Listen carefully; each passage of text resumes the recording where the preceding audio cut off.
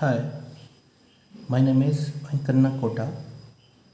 Today I want to discuss characteristic impedance of transmission line. First of all, we have to know the definition of characteristic impedance of transmission line. So here definition characteristic impedance of transmission line is defined as the input impedance of uniform and uniform transmission line. It is indicated with Z0, or it is also defined as the source voltage by source current, that is all of transmission uniform and infinite transmission line, that is also equal to characteristic impedance Z0. So here what is the main difference between characteristic impedance and normal input impedance? Here first of all we have to know the difference between normal impedance, input impedance and characteristic impedance. So here for the small length and the short length of transmission line and finite length of transmission line, input impedance is known as input impedance. But here for the infinite length of transmission line, uniform and infinite length of transmission line, input impedance is known as characteristic impedance. So it is also defined as Z0 is equal to input voltage or source voltage by source current. So in order to determine Z0, we have to determine first of all Vs by Is, that is equal to Z0. So here from equation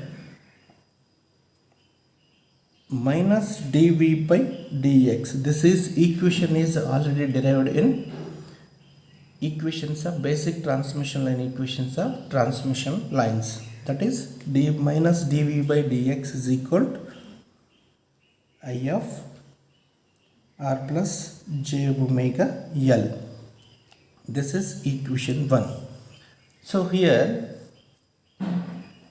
and the voltage and current equations at any point of transmission line, these are indicated as V is equal to source voltage into exponential minus Px. Here this is the voltage at any point of transmission line, that is equal to Vs, source voltage into exponential minus Px. P is the propagation constant.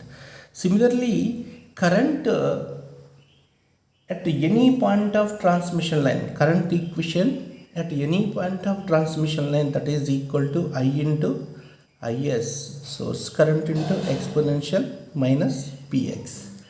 So these two are known as equation 2. So here in the place of in equation 1, in the place of V, in the place of I, we have to substitute equation 2 equations. Then we will get minus df by dx of V. In the place of V, we have to substitute Vs exponential minus Px is equal to, in the place of I, we have to substitute Is exponential minus Px of r plus j omega L. So then d by dx here differentiation with respect to x, then we will get minus Vs and differentiation of exponential minus Px, that is equal to minus P into exponential minus Px and is equal to Is exponential minus Px of r plus j omega L. So here minus both are cancelled. Vs into exponential minus Px is equal to and into P into is equal to Is exponential minus Px of r plus j omega L. So here exponential minus px, exponential minus px both are cancelled to each other. The remaining value is p into vs is equal to is of r plus j omega L. Here we want to vs by is, that is equal to z vs by is, that is equal to z naught characteristic impedance, that is equal to vs by is.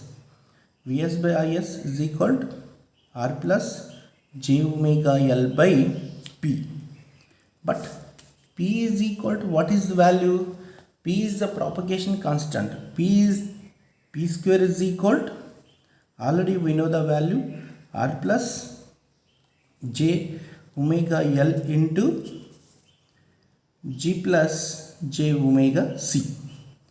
Then p is equal to square root of r plus j omega L and g plus j omega c.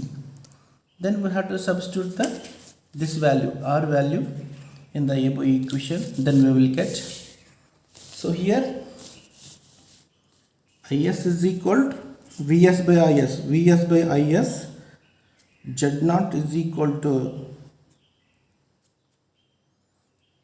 r plus j omega L by p. But p value, what is the p value? Here p value is equal to r plus square root of r plus j omega L into g plus j omega c. Substitute in this equation, then we will get z naught is equal to vs by is is equal to r plus j omega L by square root of r plus j omega L into g plus j omega c. Then the above equation can be written as square root of r plus j omega L into square root of r plus j omega L by square root of r plus j omega L into square root of g plus j omega c. So here from this equation r plus j omega L is written as r plus j omega L is written as square root of r plus j omega L into square root of r plus j omega L. Then what is the value? So this value must be equal to r plus j omega L.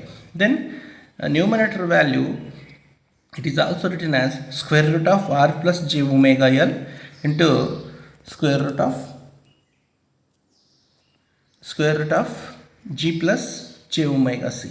So this is it is also written as square root of r plus j omega L into square root of g plus j omega c. So then what will happen? So here square root of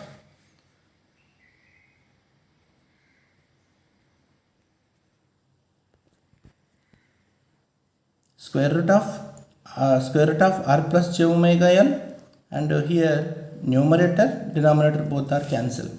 The remaining value is z naught is equal to square root of r plus j omega L by square root of g plus j omega c. Then the characteristic impedance z naught is equal to square root of r plus j omega L by g plus j omega c. So this is the characteristic impedance equation. So here characteristic impedance equation, z naught is equal to square root of r plus square root of r plus j omega L by g plus j omega c. So here at radio frequencies,